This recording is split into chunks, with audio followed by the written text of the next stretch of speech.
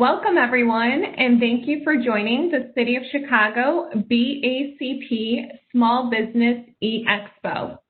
We will begin webinar number 1, which is Delivering Exceptional Customer Service to Drive Sales, presented by SCORE Chicago. Before we begin, please note that if you are part of the BACP Entrepreneur Certificate Program, you can get credit for joining this webinar by sending an email to bacpoutreach@cityofchicago.org. If you want to learn about the program, please visit chicago.gov/business-education. I will provide this information in the chat box, so you'll be able to reference it there as well. Also, if you have any general questions, please email bacpoutreach@cityofchicago.org. You can reference the agenda for the day by visiting smallbizexpo.com. Also, assuming all goes well, we will be uploading the webinar sessions to youtube.com/ChicagoBACP. Please note that the presentation slides will not be distributed to our attendees. There will be a question and answer opportunity at the end of this presentation for questions related directly to the presentation topic. Please use the chat box to ask your questions and send the question to all panelists. And before we begin, I want to give a brief overview of SCORE Chicago. SCORE has been a partner of our department for close to a decade. SCORE Chicago volunteers are experienced entrepreneurs, corporate managers, and executives with a diverse set of industries and specialties who volunteer their experience and knowledge to help small business professionals start, develop, and grow businesses. Currently, mentorship is available only remotely. And with that, I want to introduce Alfonso Barrera, who has 15 years of sales and marketing experience. He is the Vice Chair of Diversity and Inclusion of SCORE Chicago. He is also the founder of Hispanic Pro Media, the largest network of Hispanic professionals in the state of Illinois. He promotes business networking and employment opportunities for diverse professionals. Welcome, Alfonso. Thank you so much. Thank you for inviting me to speak. I'm always happy to represent SCORE and share some of the knowledge that we share with the folks that we mentor that come to us needing business mentorship. And it's a free resource that's available to you. So, and here today, first of all, I want to say happy October. And it's great that we're starting this new month, and it's October. It's a great month to start thinking about the business that you're in and what shape you're going to be in going forward. And also, if you're thinking of starting a business, I'm hoping that here with some of the insight that I provide, that it's going to propel you to want to start a business. And the City of Chicago is a great resource to go to begin a business. They have everything that you need at your disposal when you now visit them virtually. Obviously, because of the pandemic, we can't do it in person. So, like was said, I do have 15 years of sales and marketing experience. First in electronics, consumer connectors, computer connectors for consumer products, and then after that into CPGs, consumer packaged goods. And now I'm the founder and president of Hispanic Pro, and that has been alive and healthy for eight years. And actually, I began Hispanic Pro at the last pandemic when we had the housing mortgage crisis. So, can a business survive during a pandemic like we're having now? Yes, they can. But you do have to do your homework. You do have to be resilient, and also you have to be adaptable to the environment.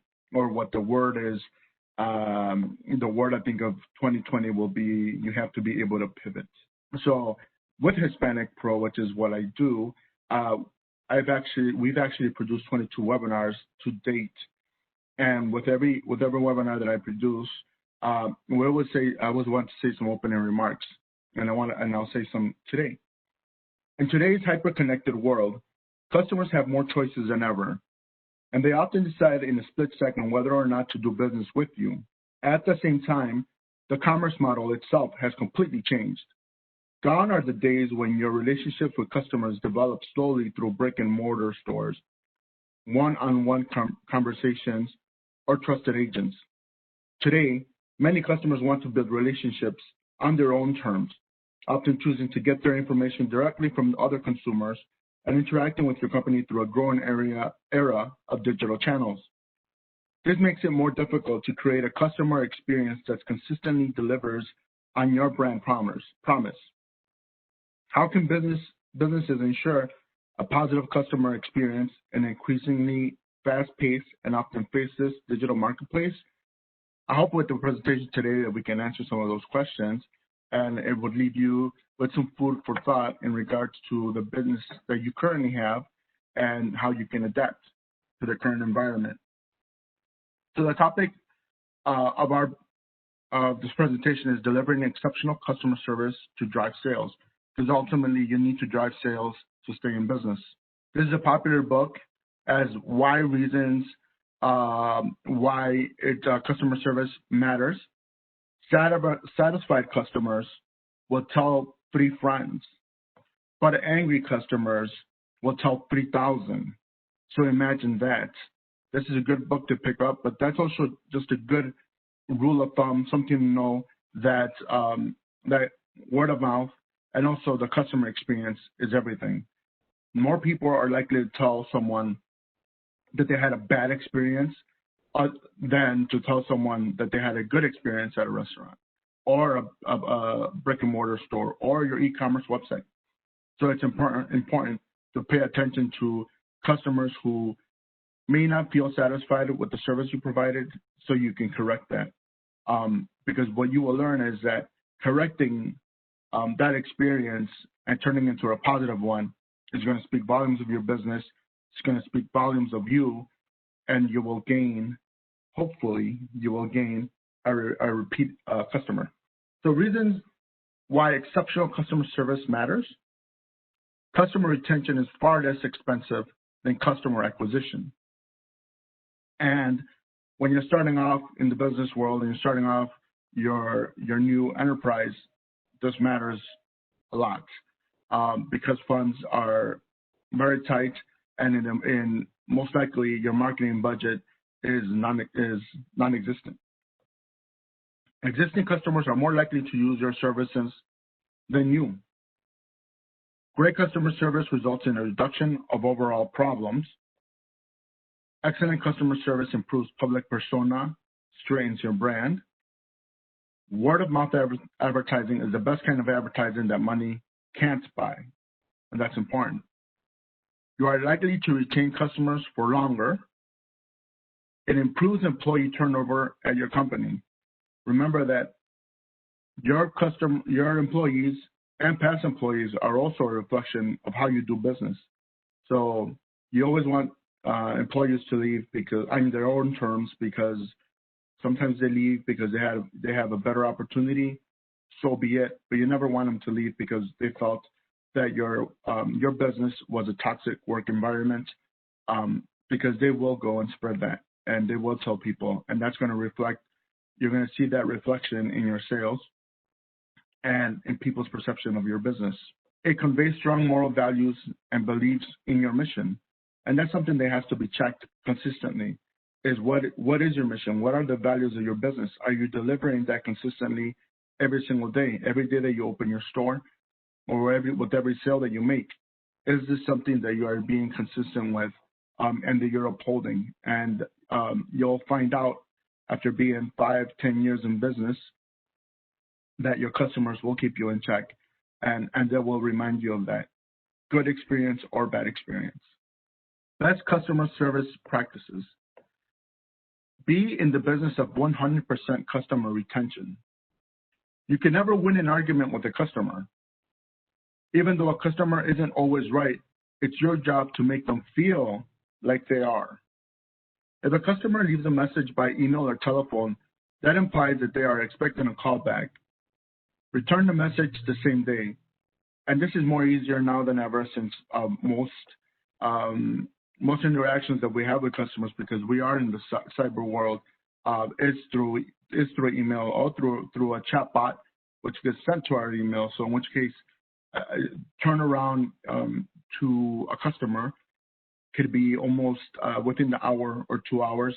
Maybe not by you, but if you have employees, if you're a small business and you have employees and you have someone that's dedicated and trained to answer these type of questions, you can get back to the customer quickly. And the turnaround in responding to a customer's inquiry also means a lot and says a lot about your business. Make it easy for the customer to give you their business and their money, whether offering pickup, delivery, shipping, whatever kind of industry you're in.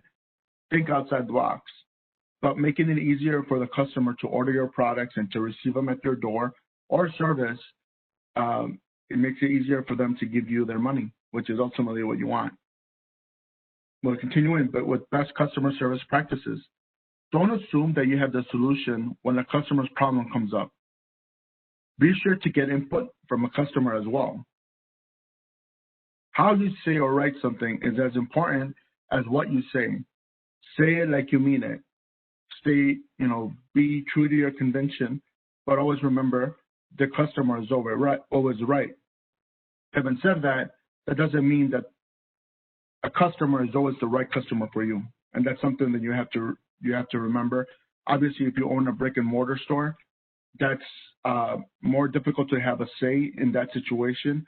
But if you are a B2B business, sometimes it's better to say no to some business because the time, the effort of acquiring the customer may not be worth it. A lot of it because of that business and the temperament of the people that you're doing business with, but also because of the cost. It might be a customer that you just can't afford to have. Every customer stands at the center of their universe, so you have to make sure that they feel like they're at the center of yours as well. If that customer is your customer, you got to make them feel like they are your priority, and they should be. At that moment in time, that person requires your full attention, and this should be the priority.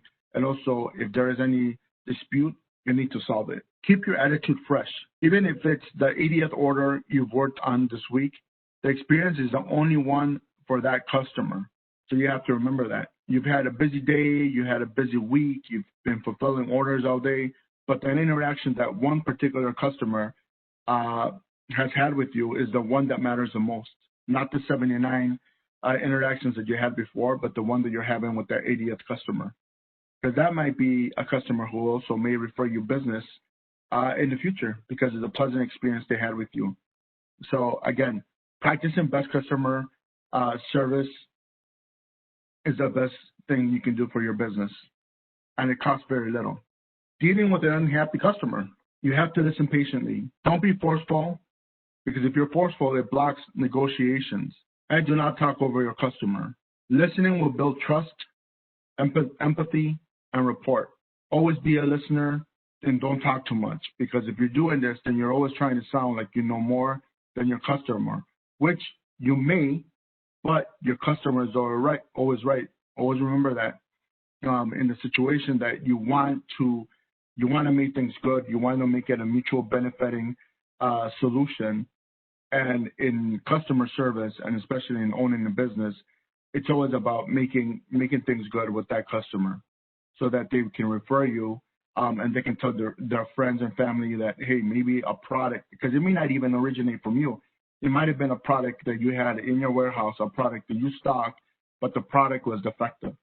So from there on, it's not necessarily it's not your issue. It didn't stem from your business, but it stemmed from a vendor that you do business with. So in that point in time, you're representing your business, but you're also representing that vendor. So that customer experience means everything.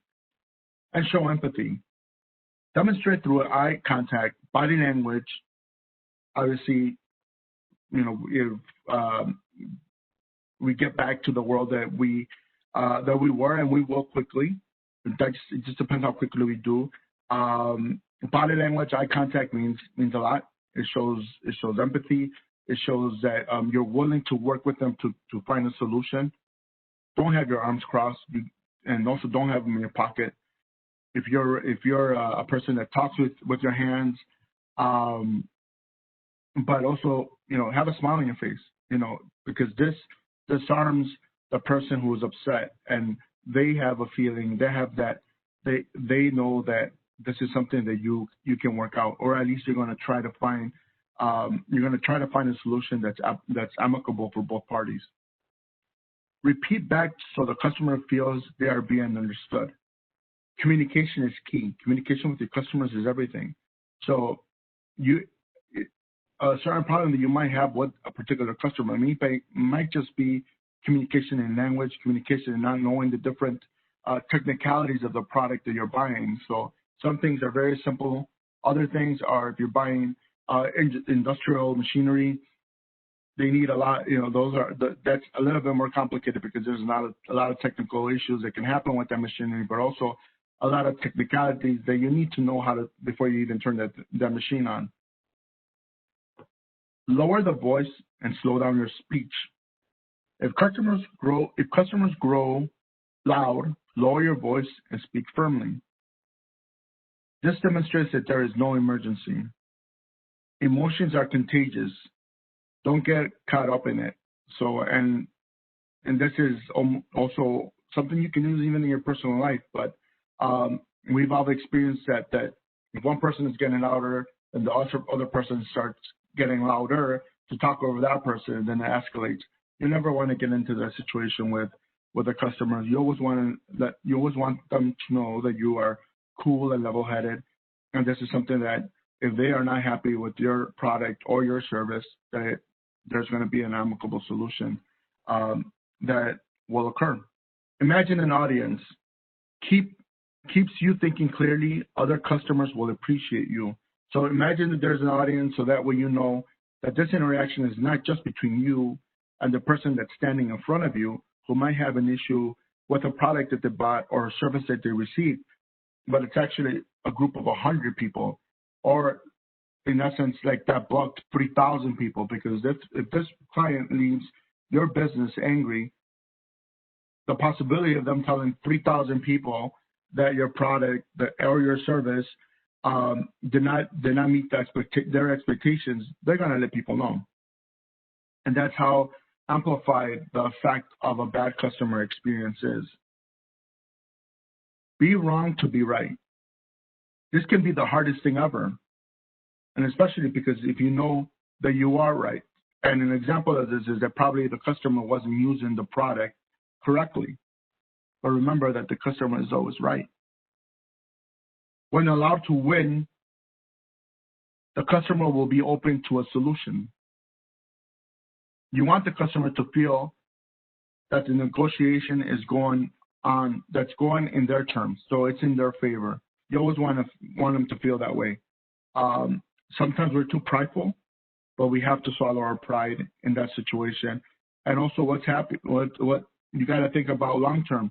What is going to be more beneficial to you?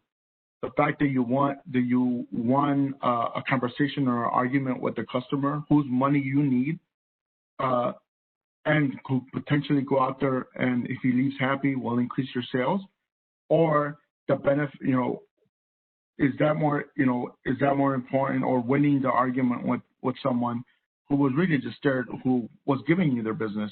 You have to make sure, and you have to, realize that, long term, you want to make sure that that person leaves happy, wants to leave your store, or whatever answer they got from customer service in an email.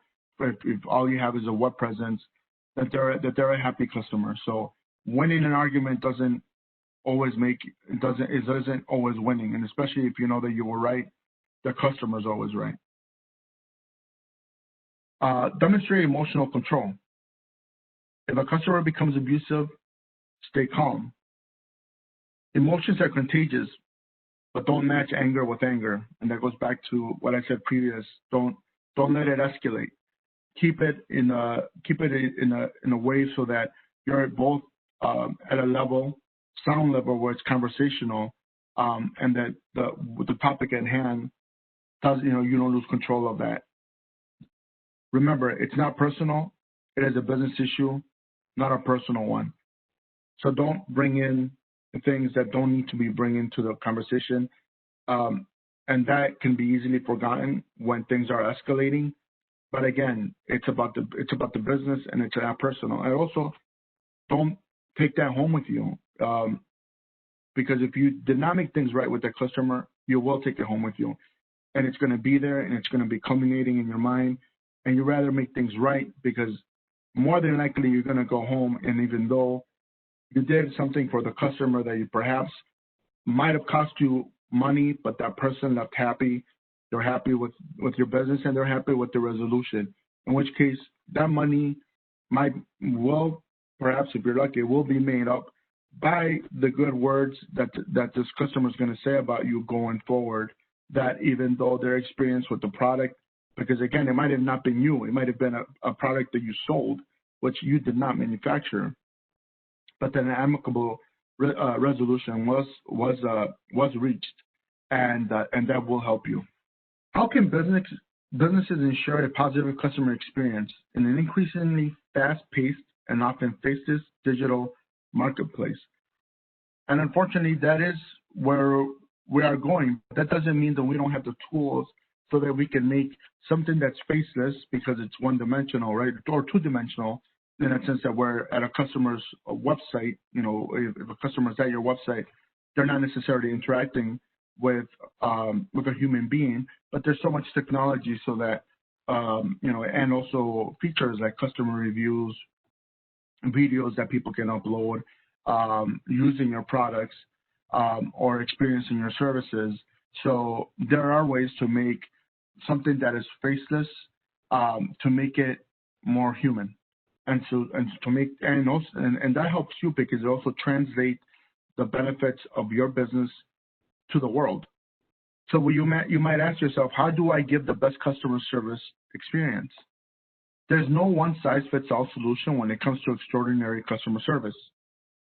But there is a surefire way to create a customer service process that makes your customers feel like you have their back. To achieve this, remember to instill the focus on customer service throughout your company and into all the teams that work for you, that are under you. Map out the full customer journey so you can level up every possible touch point. Touch points are very important. At what point does a customer interact with your company? And it can be in a very varying degrees, but also it can happen from different points of entry. So it's also good to always be aware of that. So whatever point of entry it is, that it's always a good one. For example, you never want to, if customers are telling you, oh yeah, well, or they're leaving you suggestions that, oh well, your ads might come up too much on YouTube, and it's kind of, it's sometimes it's too much. So they're leaving you feedback. Then you have to maybe perhaps they're essential, because I actually love watching YouTube, so I've learned a lot from it. But at the same time, maybe it means something that the ads that you do have control over might have to spread them out. If you're an influencer or your business has enough followers where it's consumed, and the algorithm of YouTube, and you're an influencer on that particular marketing channel. Set meaningful goals and key performance indicators for your customer service team. And this is important because having a key performance indicator is something that you can hold all your employees to, and it gives you a goal to reach, a goal to make, an objective to maintain, but also a goal to reach. That there's somewhere where you want to be at when it comes to when you do research on your industry, or in particularly the type of service that you offer. It's going to take some research, but you also want to know that you want to be delivering a service or a product that's above and beyond the expectations of a customer. So, sometimes when they say focus on your business and don't look too much in the competitive landscape, you do have to look at the competitive landscape, but this is a good reason to do so. To compare yourself to your competitors so that way that you're staying one step ahead when it comes to the customer service experience. And then hire the right people and give them the tools and authority to serve your customers well. When it's a small business, this is kind of tricky because many times small business owners tend to hire family members or tend to hire their sons, their daughters, maybe grandma, grandpa to work in the store. That may not always be the best solution. It could be a cost-saving solution, but sometimes, again, since they know you personally, the authority that you have over them may not be where they will follow instructions, where they will follow your lead, where they will adhere to the policies of your business. So that's something important to always keep in mind. And always collect feedback and implement changes based on it. And that goes from collecting feedback from your customers, but also in this particular case, and we'll talk about that coming up in future slides, but also collecting feedback from your team, the people that work for you, because they're the ones who when you're not there, they're representing you and you're representing your store, or if they're answering the customer inquiries through email for your business online, they're the ones that have that direct input with them when you're not present. Keep your employees or small business team happy. What's the link between keeping your employees happy and better customer experience in your small business? Engaged employees are the backbone of excellent customer experience. When your employees are engaged, appreciated, and empowered using new technologies, they are more likely to drive higher customer satisfaction. And that cannot be more important than now. That employees who appreciate that their employers have all the PPE that's needed so that they feel safe, that they're in a work environment. If you're a store owner, you want your employees to feel safe. You want your employees to feel that they're going somewhere where they know that their employer is worried about their well-being and their safety. Because that customer, if you're a restaurant owner, you still have to have that customer interaction. But it's also how safe are you when you're having that customer interaction. You want that employee of yours, it's going to exude that confidence that they feel safe, and that's what you want from every employee that you have, because that represents you to the customer that you have in your business. The most enduring long-term competitive advantage in your business isn't your product or service; it's your people, and that's very important because trends change, products change, life cycles of services and products, those always come and go, and transition to new and better sometimes. But the person who's pitching that and who's selling it to your customers is your employees. So people that work for you, it says everything. And ultimately also, it could be one of the costs that you can control, because if you keep your employees happy, if you pay them well, you have a happy employee, and your cost of acquisition of acquiring new customers, it might be a lot cheaper, you'll find out, to keep your employees happy and pay them adequately, but also at the same time provide an experience where they're happy to show up to work every day, and not only show up to work, but maybe even show up early every day. There's people that are excited to wake up and show up to your place of business, and that's the type of business that you want to have if you have a brick and mortar store. But likewise, there's people who work in customer service for websites, people who work in the background, that work in technology. You also want them to have that same type of experience, that even they don't have interaction with the end customer, but that they're still happy to be working for you and to be working on the product or the service that you offer, because that also spurs innovation.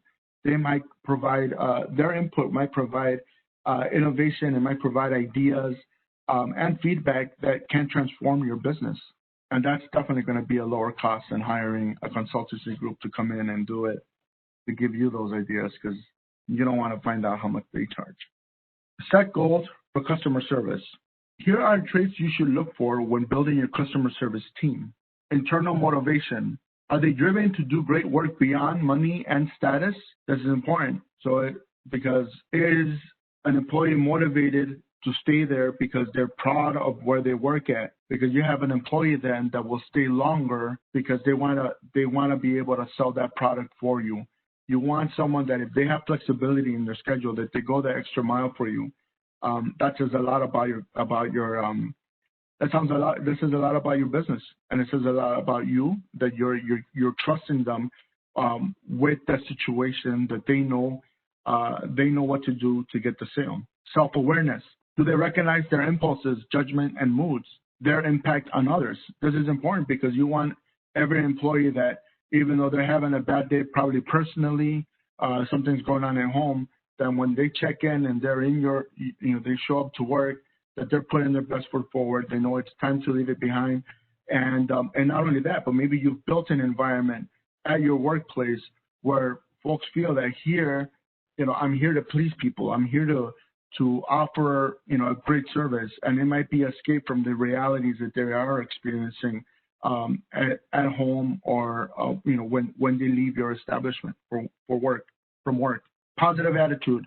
Do they display friendliness, enthusiasm around challenging tasks, focus on teamwork? This is important because you always want employees to be happy. Happy employees are thinking better. They're thinking of solutions that are going to help your business, but not necessarily just help them out, but to help the whole team in general. Adaptability. That is more important now than ever. Are they willing to learn new processes and technologies? Many of you, if you're business owners, have pivoted into probably a new business model that was not there before, not even last year at this time. So you weren't thinking about it. You weren't thinking that your whole industry was going to transform, but it has. And how willing are your employees? How willing and able are they to go along with making that transition and going along with where your business is going? You want to have those type of employees. Empathy and social skills. Do they genuinely care about other human beings? Can they read social cues and identify needs and concerns as they arise? And this is important because, it's almost like, perfect example of this is in car sales, where you get to learn a lot about the customer that is coming in and purchasing a car because they tell you their history, they're telling you what they're going to use the car for, how many people are going to be in the car. And ultimately, they're buying something that they're going to be transporting their loved ones and the people that they care about. So all these things you can't learn if you don't have someone that's employed, that's a compassionate person, that's an empathetic person, and as someone that genuinely cares about the situation, that cares about the product, that cares about the service that's being delivered. Ultimately, an employee has to have that. It's not just about the money. Obviously, in many cases, the money is the driver, but also you want to have someone that's happy to be there. You want to employ someone that's happy to be at your place of business. And again, I can't emphasize enough that when you're not around, that employee is representing the business, and in essence, that person is stepping in your shoes for that moment in time when you're not present. So examples of customer service to emulate. One of the golden standard of customer service is the Ritz-Carlton, and obviously there's many more, but the Ritz-Carlton is always touted in many business books and many white papers as being the type of customer service that you want to provide. The Ritz-Carlton hotels have one of the most outstanding employee empowerment policies. And their famous policy, they allow their employees to spend up to $2,000 to solve any individual customer issue that comes up. They don't need to ask for a manager or wait for a green light to be able to do this. Obviously, if you're a small business, a $2,000 budget is not realistic, right? But sometimes it's just the ability to say yes, when in many times a customer will say no because they don't have the authority to do so. And it might be something that may not cost a lot, or it just may not cost anything. But just having that empowerment, that employee feeling that they're empowered and they can solve that situation is going to say a lot about your business, and if that customer is going to return and do business with you. As a result, the customer gets an immediate solution every single time. There's little room to be unsatisfied with a service like that. You're always going to have a customer that's happy, that's going to, again, in the present world that we're in, that could translate into a post on Instagram and how happy I am in being at a Ritz-Carlton resort, and pictures being posted galore on social media. All these things that are going to translate into marketing. Marketing, free marketing that it's being done by people that you don't have to pay to do so, but they're happy to do it because the experience that they just had with your business. The 2,000 per incident, and going back to this also goes a lot if you're in the beauty industry. That's another industry where people who had a great experience at a salon or had a great experience with a particular product, they always jump on, more than likely they will jump on Instagram, they will jump on Facebook, they will tout, this product that made them feel good, that makes them feel good. And again, that's when you're a small business and you have limited to no marketing budget, you don't have to spend that kind of money because you're making customers happy and they'll do it for you. Does 2,000 per incident sound extreme to you, especially if your revenue isn't that high? If so, remember that the Ritz-Carlton came up with this number based on their customer lifetime value of $250,000. So $250,000 is what a typical a loyal Ritz-Carlton customer spends with them. So when you put it into perspective, $1,000 is not a lot of money to keep that customer happy. So you have to make, obviously, if you're a small business, the numbers don't translate the same, but the experiences do translate the same. So sometimes it's not even the money, it's just the ability of having an employee to say yes to a customer. Another example is ChickfilA. What is so important about my pleasure, which is two simple words? The response is uniquely better at straightening the relationship between brand and customers. It's unexpected. First-time customers expect a typical "you're welcome" in return, but receiving an unusual reply is more noticeable. It's something that when you walk away, you're like, oh, wow, this is something that I don't hear every day, or something that you weren't expecting. It conveys ownership.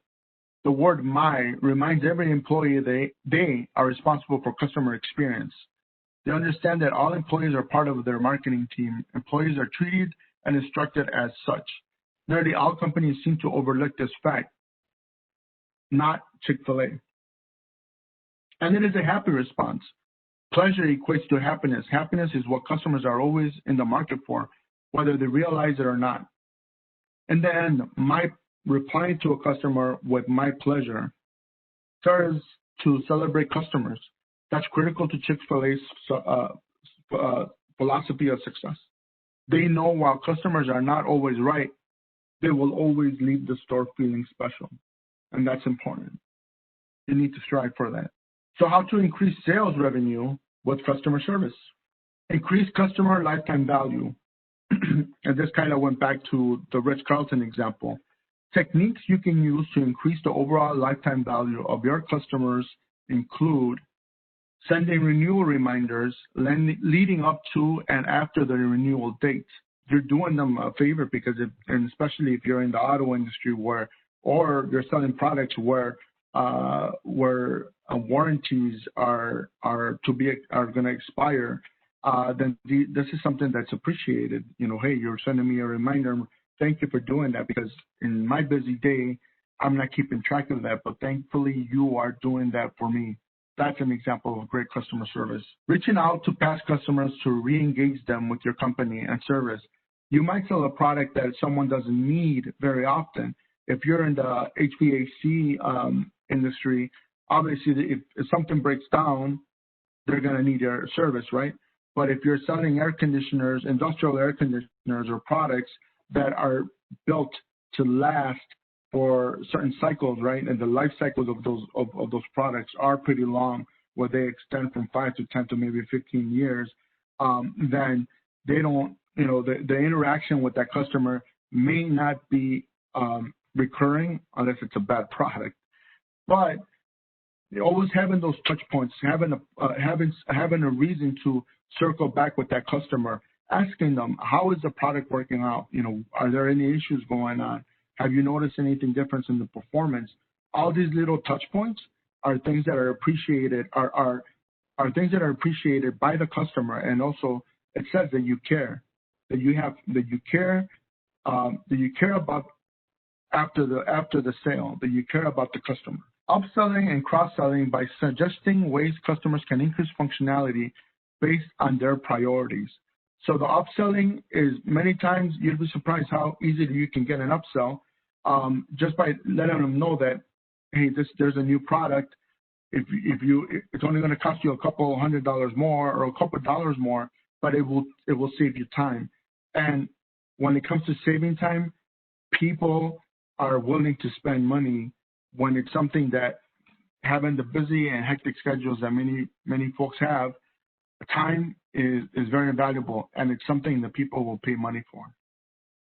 Growing your customer retention rate by just 5% can increase profits by more than 25%, according to research by Bain & Company.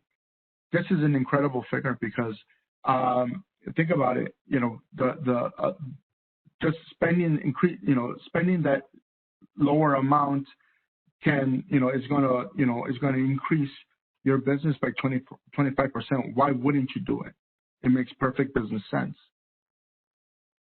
Your customers are 4 times more likely to buy from competitors after experiencing service-related issues with you versus an issue with the product or price.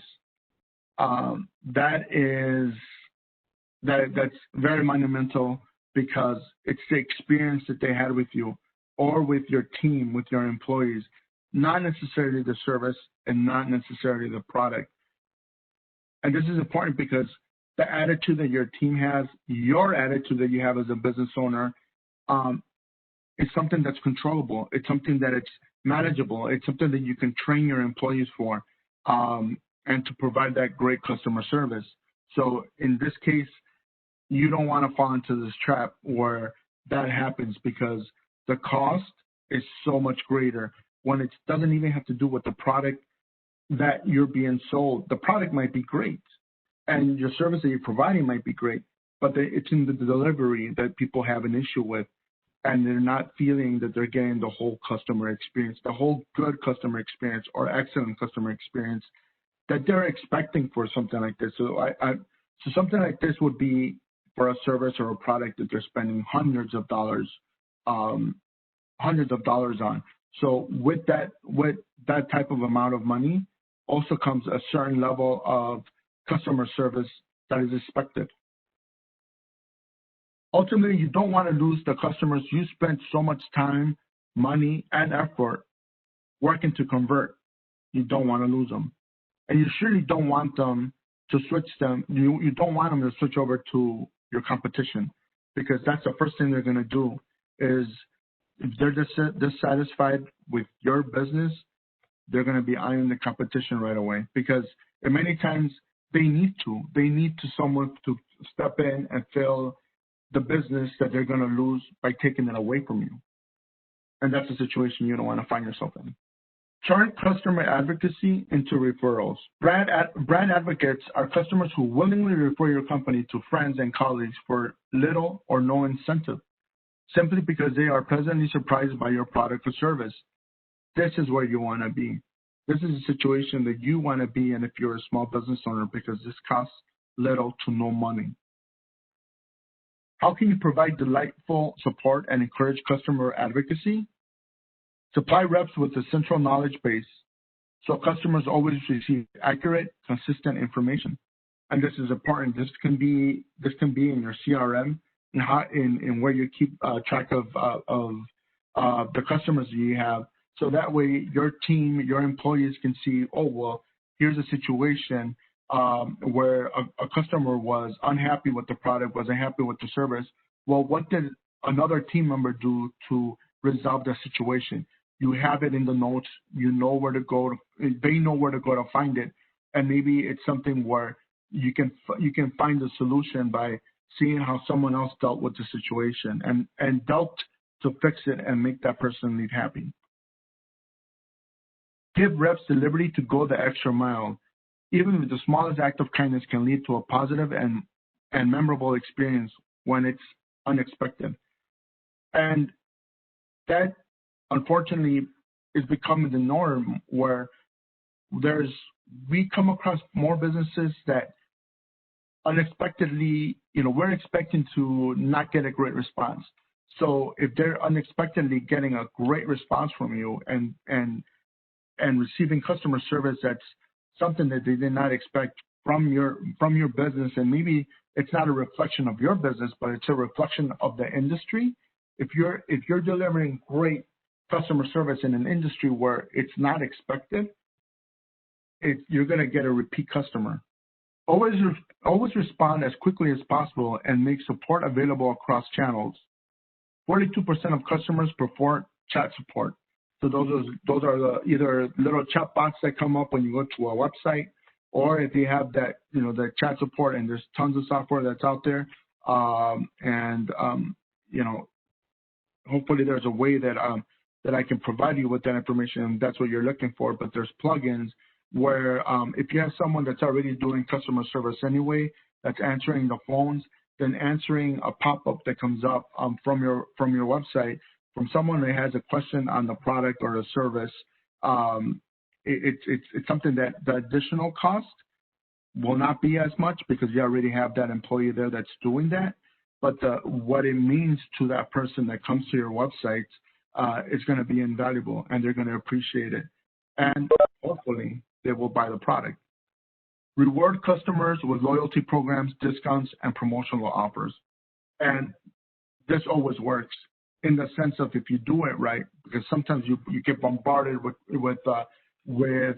coupons and offers, and not that it's not appreciated, but sometimes it's too much and you can't keep track of everything. So be calculated, be timely of when you send those things out. Maybe perhaps when the holidays are coming and you need those holiday sales. So definitely be timely. Don't do it just because everyone in your industry is doing it or your competitors are doing it. Because you will find if your competitors are bigger and better funded, it's something that you just can't keep up with their pace. Hire friendly, polite reps and make sure they're well trained in conflict resolution. And this goes back to empowering your employees and them being able to say yes. It's something that will not cost you so much money. And if you train them right, it's someone that's stepping in the situation when you're not there, and the conflict is resolved. And that way, you have someone that walks out of your storefront that's happy, and it's going to be recommending your business if you're lucky, because that's not always a given. So how do you get customer referrals? If you're able to delight your customers and help them succeed with your solution, you're already well on your way to earning referrals from existing customers. A few ways to elicit and incentivize customer referrals include: ask for referrals or reviews at the end of each call, email, chat interaction, or customer satisfaction survey. This is something tricky because if you're not delivering exceptional customer service, you would find that there's a lot of these big corporations that you're calling them because you're calling to complain, or you're emailing to complain, or you're in that chat box to complain, but yet they still want you to give them a satisfactory survey. And sometimes those things don't seem to match up, and it leaves you asking, why are you asking me? And obviously, a lot of those questions can be skewed in any way, can be constructed in any way, so that they internally, it gives them information that perhaps they think you're doing a great service, but they're really not. And they don't give you an option for you to leave them some real, valuable, and true life feedback. So there's a way of doing this correctly, but there's also ways of that it's not going to be helpful if you're not being truthful in wanting the answers that your customers are going to reply, because they may not be pleasant. Offer discounts, exclusive offers, and gifts for referring a certain number of people. So you want to have almost like a loyalty group of members that are top customers, because those are the people that are going to refer other people to your business. So don't have it that's something that's necessarily open to everyone, because it's one of those things that you have to, when you're a small business owner, you have to weigh the costs to the benefits of any kind of marketing plan or any kind of marketing incentives that you produce. It might be something that it just might be too costly for you to do. Ask customers to follow your company on social media, so they'll be more inclined to mention you. Share your content and leave reviews on those platforms. This is something that's becoming more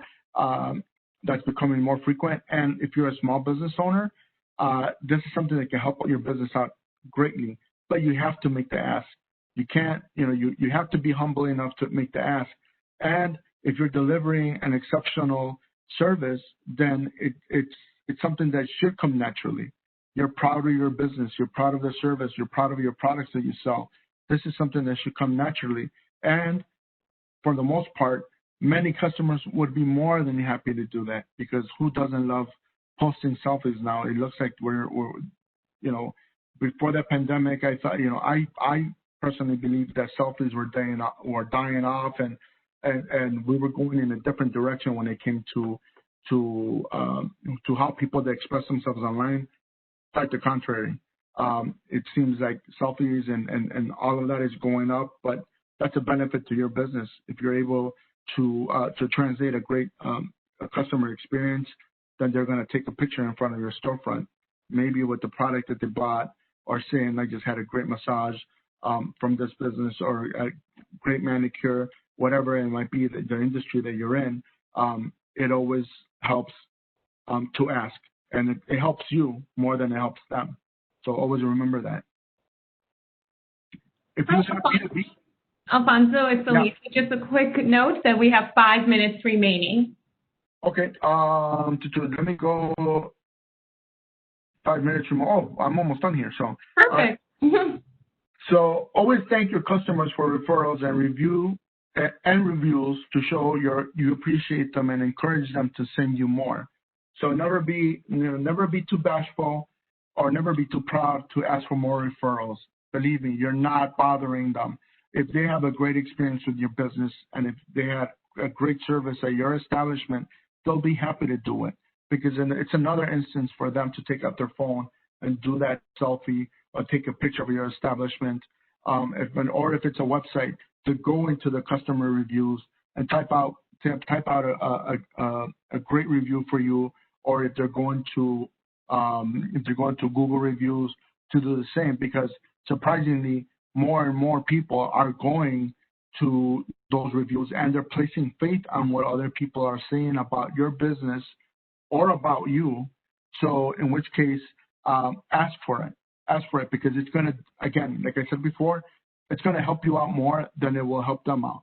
But if they're left happy, they'll be glad to do it.